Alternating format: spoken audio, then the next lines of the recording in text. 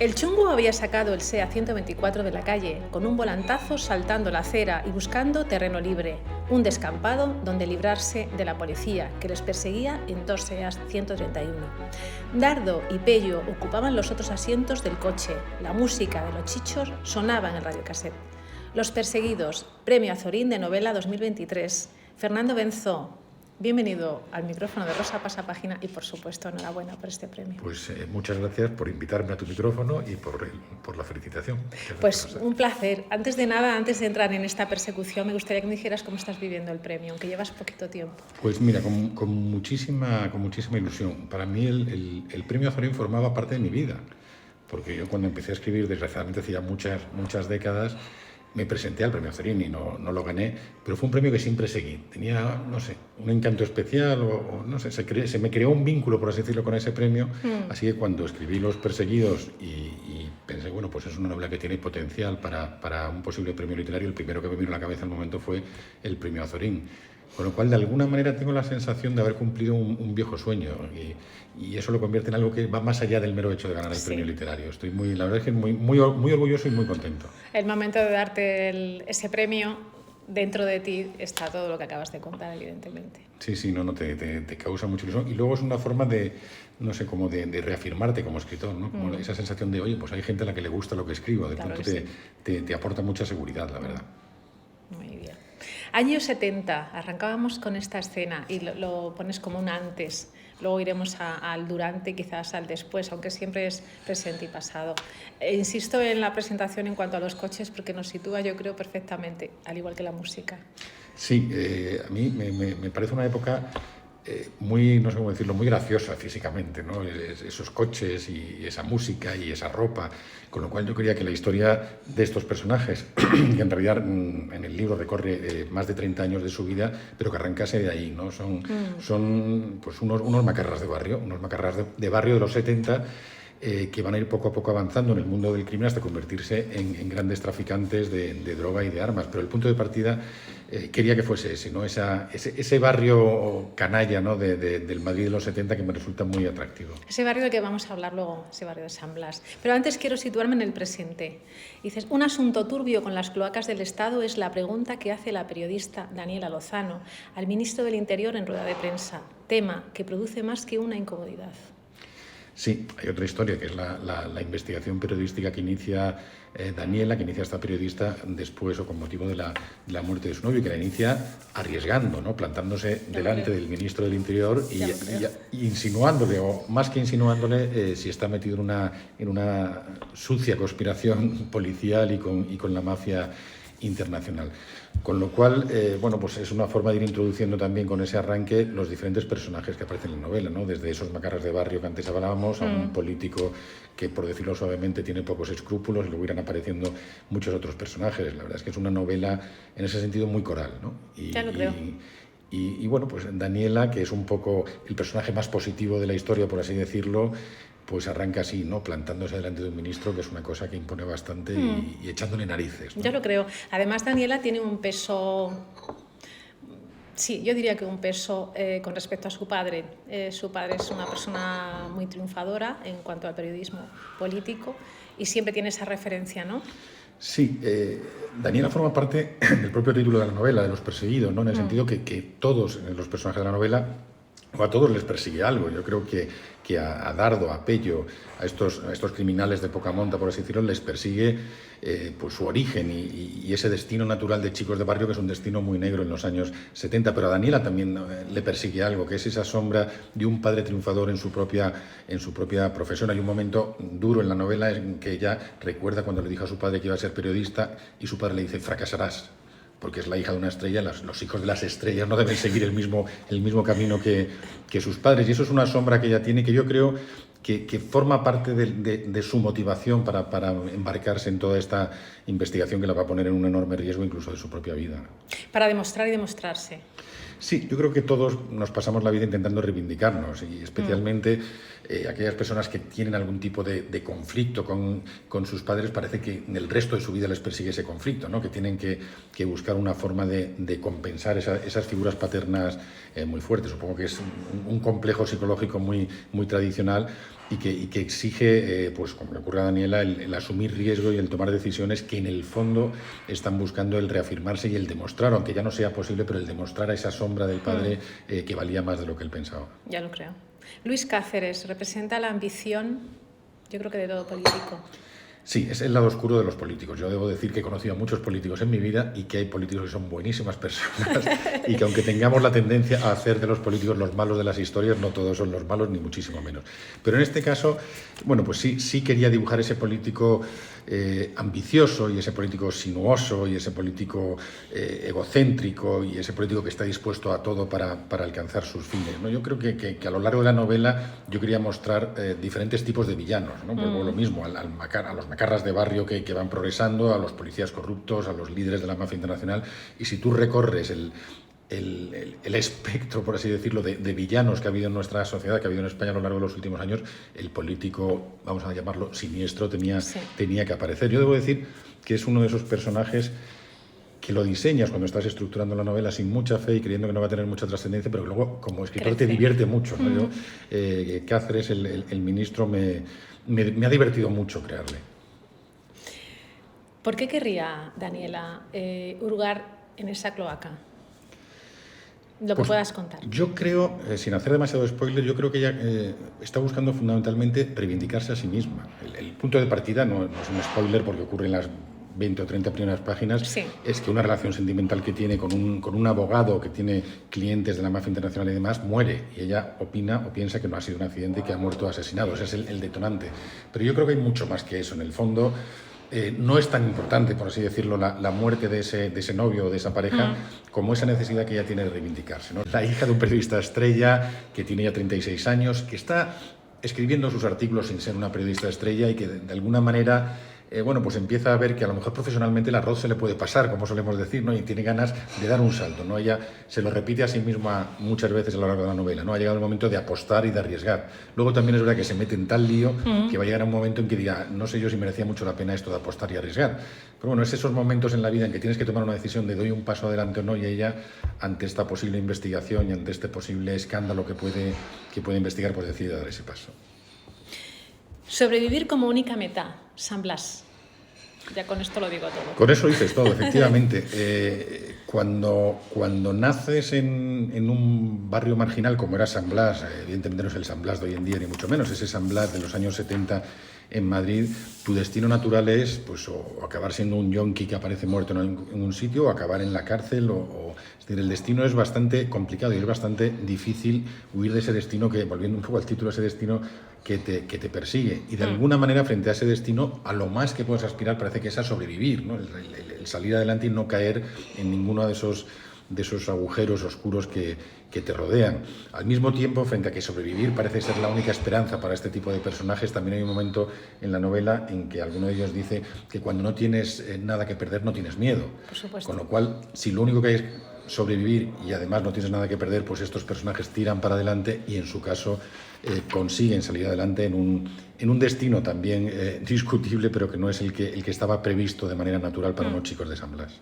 Te marca el lugar donde, más que donde naces, donde vives, donde aprendes a vivir, donde pasas tu infancia. Hombre, te marca el entorno, es decir... te marca a ti y los demás saben de dónde vienes. Y es muy difícil además huir de tu propio origen. Eso es. Se ven a lo largo de la novela, a lo largo de esos 30 y tantos años que recorre de la vida de estos personajes, ellos parecen estar todo el tiempo intentando reivindicarse frente a la etiqueta, ¿no? Frente a solo somos unos chicos del barrio de San Blas, es decir, van atravesando el Madrid de la modernidad de los 80 y sigue costándoles integrarse, contactan con personas de más alta clase social y no conectan con ellas. De alguna manera, a pesar de que logran huir, ese pasado y ese origen efectivamente les va persiguiendo. Zanco, el Trompos, el Pelao, Toño, el Flecos, la banda del Chungo, además de los tres que iban en el coche. vamos a ver, son bandas, son grupos de chicos que yo creo que hemos visto todos siempre en algún rincón apartados, que no quieren ser molestados y estar a lo suyo.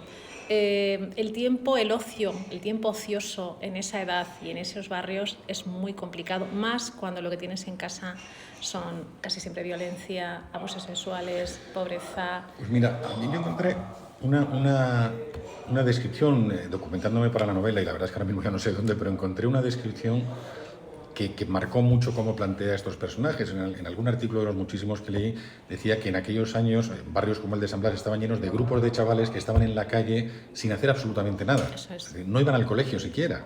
Con lo cual, el destino natural de personas que no hacen nada es meterse en problemas. Y es un estereotipo, pero es un estereotipo real que existió, es decir, que existió y que había muchísimos chicos. Así, lo que decíamos antes, esos chicos en realidad eran perseguidos por esa situación o estaban condenados pues a acabar como acabaron muchos de ellos, o bien en la droga, o bien en el crimen, o con cualquier otro destino, digamos, desastroso. Pero no es un arquetipo literario, aunque existe como arquetipo literario y como arquetipo cinematográfico, es una realidad. Esos chicos existían. En el caso de la novela, bueno, los personajes de Dardo, de Zanco y de Pello tiran para adelante, siguen. Pero no, eso, en cambio, es más literario. Es decir, la mayoría de estos chicos no salían adelante. La mayoría de los chicos se quedaban en el camino. Que salieran adelante es una licencia literaria que yo me he tomado, porque lo lógico hubiera sido que hubieran acabado pues en cualquier descampado, en cualquier solar, como aparecen algunos de sus amigos, muertos por una sobredosis o por un navajazo.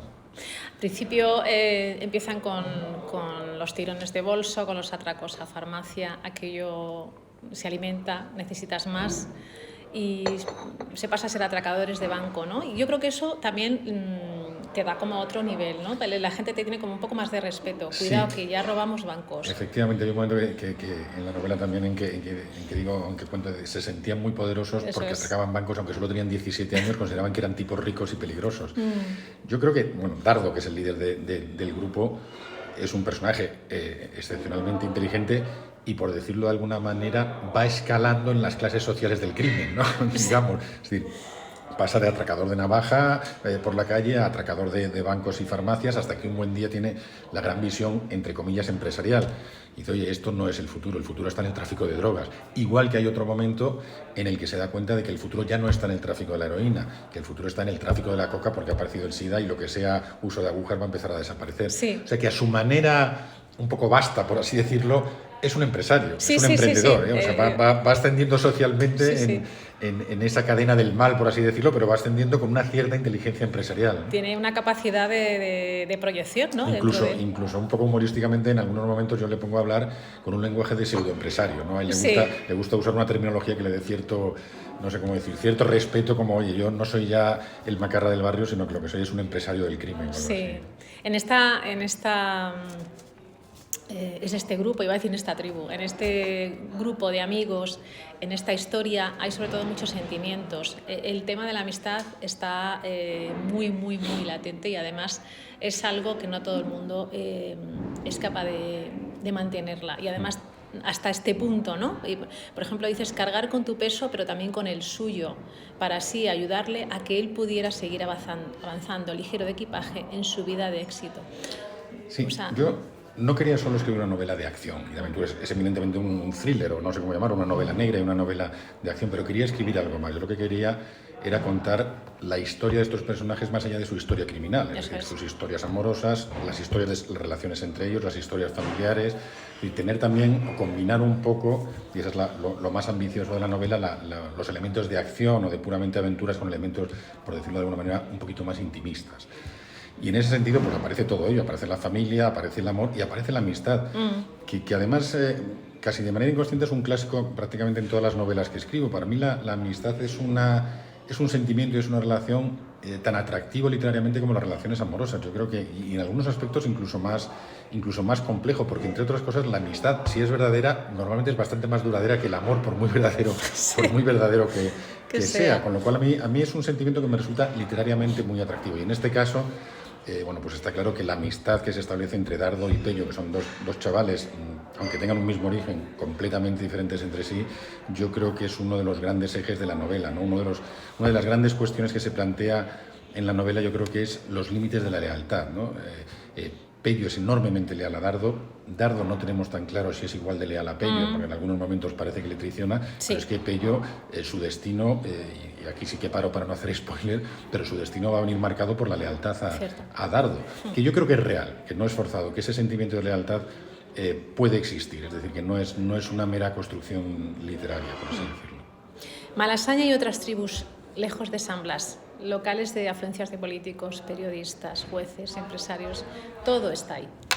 Sí, es un paso adelante en la historia, porque como digo, la historia recorre mucho tiempo, empieza en ese mundo kinky, en ese mundo macarra de los 70 y evoluciona hacia esa explosión madrileña, porque Madrid también, digamos que es la evolución de Madrid es un personaje o es una parte importante de la novela, en esa explosión de los años 80, en que estos macarras de barrio ya han dado el salto, se han dado cuenta que el futuro no está en atracar farmacias, sino en el tráfico de drogas, y entran de lleno en la explosión del consumo de drogas, que es los primeros años 80, la evolución de los años 80, con cierta relación con la movida más tradicional que asociamos con esos años de Madrid, pero también con esa otra clase dominante que empieza a florecer, que son los que van a determinados locales no tan modernos como los de la movida, sino más a locales con pretensiones sociales, por así decirlo. Y estos traficantes un poco de medio pelo entran en ese mundo como personajes exóticos, ¿no? Digamos que a los modernos y a los poderosos de pronto les divierte relacionarse con estos macarras, y eso les abre la puerta para seguir progresando. Vendo chistes de amor.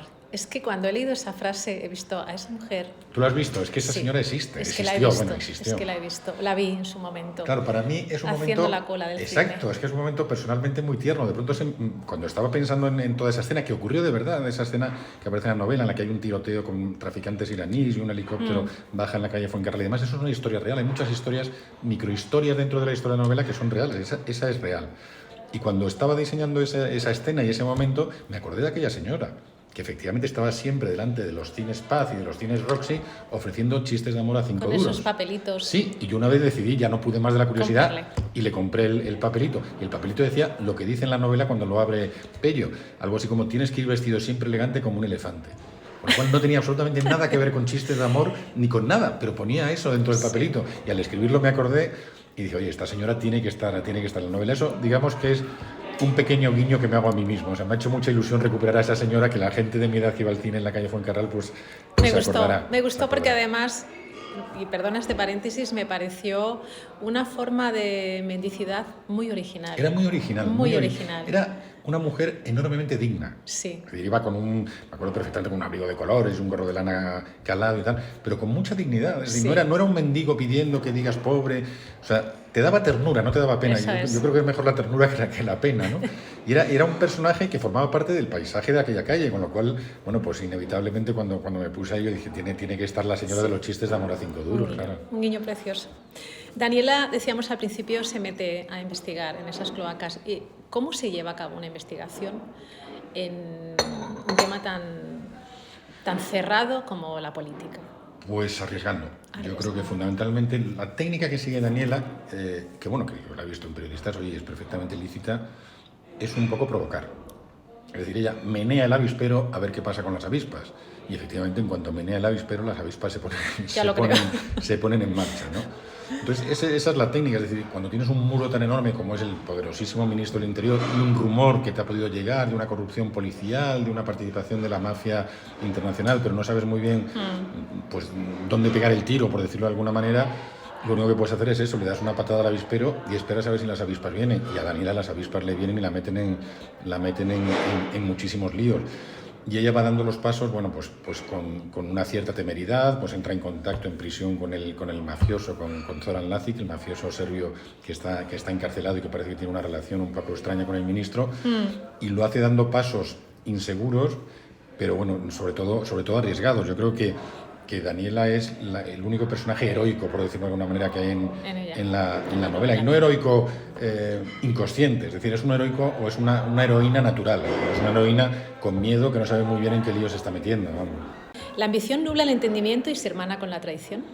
Roque Cardoso es nuevo policía y por eso te apuntaba esta frase, ¿no? Vamos a ver, todos estos personajes de esta novela son personajes malditos, son personajes yo no entro y lo hago a lo largo de la novela, además he tenido mucho cuidado, no entro en juicios ni en moralinas, yo no les juzgo, yo cuento su historia y que les juzguen los lectores, pero no se trata aquí de dar una lección moral, pero es evidente que son personajes, cada uno a su manera, negativos y ambiciosos, cada uno también a su manera, es decir, uno intenta alcanzar el poder político, otro la influencia, el poder policial o el poder de las cloacas, los otros huir de su barrio y el poder, no sé, económico, por decirlo de alguna manera, Sí. Pero al final todas las ambiciones exigen jugar fuerte y jugar duro, y cuando juegas fuerte uno de los elementos de la partida fundamental es la traición.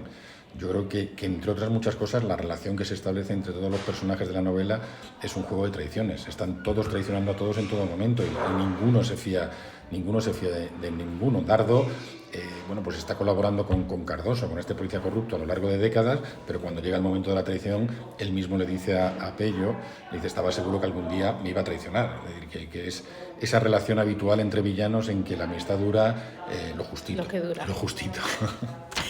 Pues como el título es Los perseguidos, yo creo que huyes siempre y al mismo tiempo siempre tienes un sueño. Y hay una frase muy bonita que has escrito tú que dice, soñar, imaginar una vida diferente, aunque solo fuera imaginada, ya era un cambio, aunque fuera haciendo trampas a sí mismo. Pello es por sí mismo un personaje fantástico. Es el personaje.